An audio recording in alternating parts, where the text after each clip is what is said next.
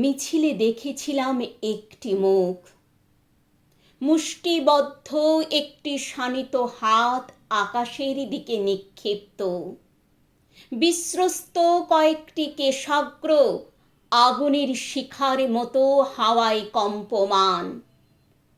ময়দানে মিশে গেলেও ঝঞ্ঝা ক্ষুব্ধ জনসমুদ্রের ফেনিল চূড়ায় ফসফরাসের মতন জল করতে থাকলো মিছিলের সেই মুখ।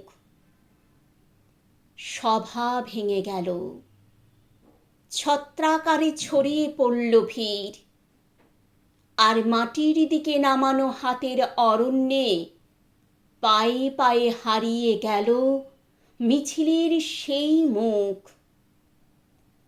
আজও দুবেলা পথে ঘুরি, ভিড় দেখলে দাঁড়াই, যদিও কোথাও খুঁজে পাই মিছিলের সেই মুখ। কারো বাঁশের মতো নাক ভালো লাগে, কারো হরিণের মতো চাহনি নেশা ধরায়, কিন্তু হাত তাদের নামানো মাটির দিকে। ঝঞ্ঝা ক্ষুব্ধ সমুদ্রে জ্বলে ওঠে না তাদের দৃপ্ত মুখ ফসফরাসের মতো। আমাকে উজ্জীবিত করে সমুদ্রের একটি স্বপ্ন, মিছিলের একটি মুখ।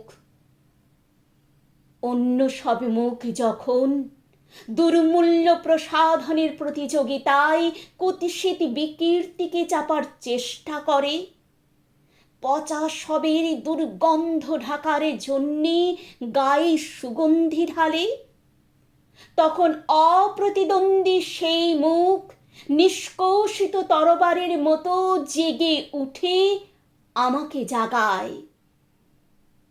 অন্ধকারে হাতে হাতে তাই গুঁজে দিই আমি নিষিদ্ধ এক ইস্তাহার। জরাজীর্ণ ইমারতের ভিত ধসিয়ে দিতে ডাক দিই, যাতে উদ্বেলিত মিছিলে একটি মুখ দেহ পায়, আর সমস্ত পৃথিবীর শৃঙ্খল মুক্ত ভালোবাসা দুটি হৃদয়ের সেতু পথে পারাপার করতে পারে।